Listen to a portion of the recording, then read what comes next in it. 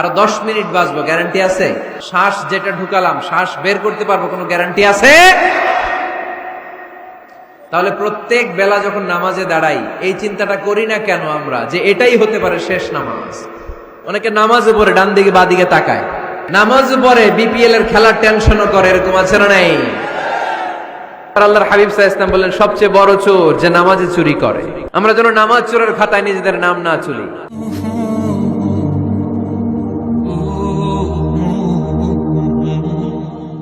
আমরা কি নামাজ পড়ার সময় এটা ফিল করি যে হতে পারে এটাই আমার জীবনের শেষ নামাজ? আল্লাহর হাবিব সাল্লাল্লাহু আলাইহি ওয়াসাল্লাম বলেছেন সল্লু সলাতান মুআদ্দে, বিদায়ী নামাজ পড়ো। এমন ভাবে নামাজে দাঁড়াবেন মনে করবেন এটাই হতে পারে আমার জীবনের শেষ নামাজ, ঠিক কি না? Perform the Salah as if this is your last and final prayer. এমন ভাবে মুসল্লায় দাঁড়ান মনে করেন এটাই হতে পারে জীবনের শেষ নামাজ, this is my last chance.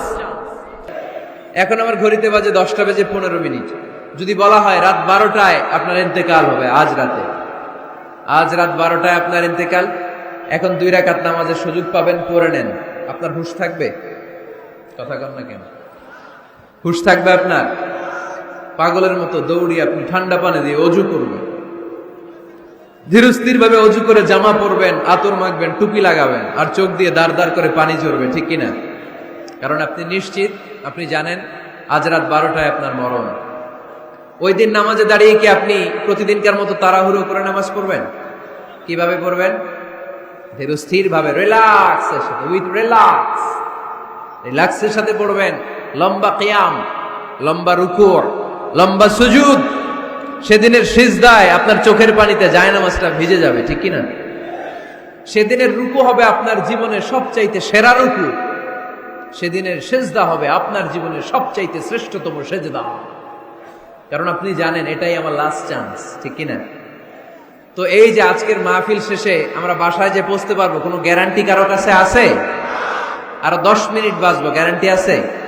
5 minute বাঁচবো, শ্বাস যেটা ঢুকালাম শ্বাস বের করতে পারবো, কোনো গ্যারান্টি আছে? তাহলে প্রত্যেক বেলা যখন নামাজে দাঁড়াই এই চিন্তাটা করি না কেন আমরা, যে এটাই হতে পারে শেষ নামাজ, যেহেতু কোনো গ্যারান্টি নেই।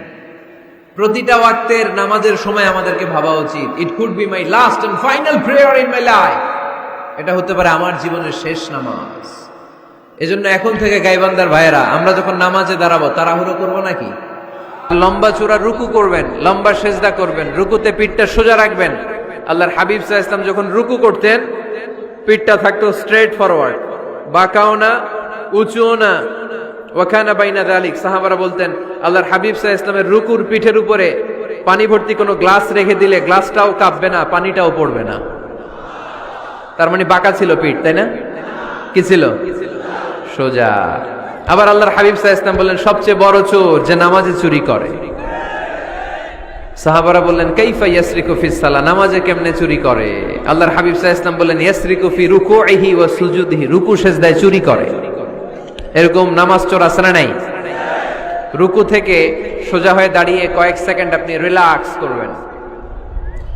প্রথম সেজদা দিয়ে আপনি সোজা হয়ে বসে কয়েক সেকেন্ড রিল্যাক্স করবেন। কি করবেন? রিল্যাক্স। আওয়াজ করে পড়েন সবাই, রিল্যাক্স। নামাজে তাড়াহুড়ো নাই, সালাত হচ্ছে মেডিটেশন, রিল্যাক্স। এক সেজদা দিয়ে বসে আপনি রিল্যাক্স করবেন ধীরস্থির ভাবে, এরপরে দ্বিতীয় সেজদায় যাবেন। অনেকে সেজদা প্রথমটা দিয়ে কোন রকম মাথাটা তুইলেই আবার সেজদায় দৌড় মারে, আছে না নাই? রুকু থেকে স্ট্রেট ফরওয়ার্ড দাঁড়ানোর কথা, দাঁড়িয়ে 1-2 সেকেন্ড রিল্যাক্স করার কথা, ওইটা না করে রুকু থেকে কোন রকম মাথা তুলেই আবার সেজদায় দৌড় মারে, এরকম ডাকাত আছে না নাই? এরাই সালাত চোর। আমরা যেন নামাজ চোরের খাতায় নিজেদের নাম না তুলি।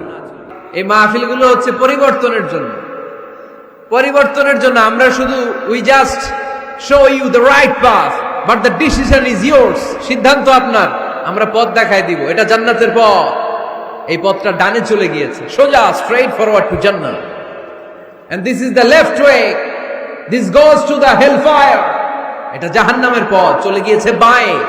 দ্য ডিসিশন ইজ ইয়োর্স, সিদ্ধান্ত আমার না, সিদ্ধান্ত নিতে হবে আপনাদের। সিদ্ধান্ত নেবেন ডানে যাবেন না বাঁয়ে যাবেন। এজন্য আপনার একটা শক্ত সিদ্ধান্তই পারে আপনাকে জান্নাতি বানাতে। আমরা যেন এই সিদ্ধান্ত নিতে পারি যে আমরা সালাতে আজ থেকে আর কোনোদিন তাড়াহুড়ো করব। এক সাহাবী নামাজ পড়লেন, নামাজ পড়ে বিশ্বনবীর কাছে আসলেন। বিশ্বনবী সাল্লাল্লাহু আলাইহি সাল্লাম বললেন, সাল্লি ফা ইন্নাকা লাম তুসাল্লি, আবার নামাজ পড়ো কারণ তোমার নামাজ হয় নাই। সাহাবী আবার পড়লেন, বিশ্বনবী আবার বললেন, সাল্লি ফা ইন্নাকা লাম তুসাল্লি, আবার নামাজটা পড়ে আসো তোমার নামাজ হয় নাই। সাহাবী আবার পড়ে আসলেন, বিশ্বনবী আবার বললেন, সাল্লি ফা ইন্নাকা লাম তুসাল্লি, আবার নামাজ পড়ে আসো নামাজ হয় নাই। এবার সাহাবী কেঁদে দিলেন, বললেন, ইয়া রাসূলুল্লাহ, এর চেয়ে ভালো নামাজ আমি পড়তে পারি, আমারে শিখিয়ে দেন। বিশ্বনবী বললেন, তাহলে আসো শিখিয়ে দেই। যখন দাঁড়াবা রিল্যাক্সের সাথে দাঁড়াবা, যখন রুকুতে যাবা রিল্যাক্সের সাথে রুকুতে যাবা, যখন রুকু থেকে সোজা হয়ে দাঁড়াবা রিল্যাক্সের সাথে দাঁড়াবা। হাত্তা তাতমাইন্না রাকিআন হাত্তা তাতমাইন্না সাজিদান, যেখানেই যাবা শুধু রিল্যাক্স করবা। কি করবা? রিল্যাক্স। গাইবান্দার ভাইরা, তাড়াহুড়ো যেন না করি, খবরদার। তাড়াহুড়ো করা যাবে না, অস্থির হওয়া যাবে না, এদিক ওদিক তাকানো যাবে না। অনেকে নামাজে পড়ে ডান দিকে বা দিকে তাকায়, আছে না নাই? নামাজ পড়ে দাঁড়িয়েও চুলকায়, আছে না নাই? নামাজ পড়ে মোবাইলও বের করে, আছে না নাই? নামাজ পড়ে বিপিএল এর খেলার টেনশনও করে, এরকম আছে না নাই? না, এগুলো করা যাবে। আপনি নামাজে অন্যদিকে তাকালে আল্লাহ ডেকে বলে, আকবিল, ফিরে আয়। আবার তাকালে আকবিল, ফিরে আয়। আবার তাকালে আকবিল, ফিরে আয়। আবার অন্যদিকে সালাতে তাকালে আল্লাহ বলে, লা হাজাতা লি ইলা সালাতিক, তোর এই নামাজের কোনো দরকার আমি আল্লাহর নাই। নাউজুবিল্লাহ পড়বেন না? তাহলে যে আল্লাহর জন্য সালাত করতে গেলেন, ওই আল্লাহ যদি বলে তোর নামাজের দরকার নাই, তাহলে কার জন্য সালাত আদায় করতে গেলেন? একটু চিন্তা করেন। আজ থেকে আমরা এই শপথ নেই যে কখনো কোনোদিন নামাজের মধ্যে আমরা আর তাড়াহুড়ো করব। বিশ্বনবী সাল্লাল্লাহু আলাইহি সাল্লাম নামাজে দাঁড়ালে লম্বা কিয়াম করতেন, লম্বা রুকু করতেন। আম্মা জান আয়েশা রাদিয়াল্লাহু তাআলা আনহা বলেন, বিশ্বনবী যখন নামাজে দাঁড়াতেন, বিশ্বনবীর পা গুলো ফুলে ফুলে টিউমারের মতো এত মোটা হয়ে যেত, মোটা হয়ে যেত, টিউমার হয়ে যেত পায়ের মধ্যে। আম্মা জান আয়েশা বলেন, এত লম্বা সময় বিশ্বনবী দাঁড়িয়ে থাকতেন, আমি মনে করতাম বিশ্বনবী মনে হয় রুকু করতে ভুলে গিয়েছে। আবার রুকুতে যে এত লম্বা রুকু করতেন, আমরা মনে করতাম রুকু থেকে দাঁড়াতে ভুলে গিয়েছে। আবার বিশ্বনবী প্রথম সেজদায় যে এত লম্বা সময় সেজদা করতেন, আমরা মনে করতাম দ্বিতীয় সেজদা করতে বিশ্বনবী ভুলে গিয়েছে। এজন্য বিশ্বনবীর মতো আমাদের সালাতগুলো হওয়ার দরকার আছে না নাই? সালাতে কায়েম করো, ও সালাতে কায়েম করো, হবে সম্মানী তুমি, হবে জান্নাতি তুমি, হবে সম্মানী তুমি, হবে জান্নাতি তুমি। দিবে কাল হাসরে শীতল ছায়া আরশে আজিম, রব্বিয়াল আলা রব্বিয়াল আযীম, রব্বিয়াল আলা রব্বিয়াল আযীম। সুবহানাল্লাহ পড়ে। লম্বা লম্বা সিজদা দিতেন বিশ্বনবী মুহাম্মদ সাল্লাল্লাহু, লম্বা লম্বা সিজদা দিতেন বিশ্বনবীর স্ত্রীরা, লম্বা লম্বা সিজদা দিতেন বিশ্বনবীর সাহাবারা। বিশ্বনবীর সাহাবাদের বর্ণনা যখন রব্বুল আলামিন কোরআনে দিতে চেয়েছেন, আল্লাহ বলেছেন, তারাহুম রুকআন সুজদা। নবী হে, আপনি দেখবেন আপনার সাহাবারা সময় পেলেই লম্বা রুকু করে, সময় পেলেই লম্বা সিজদা করে। সুবহানাল্লাহ পড়েন। Be a part of our vision. Do listen and share the khair. Be with our official social media handle for latest updates.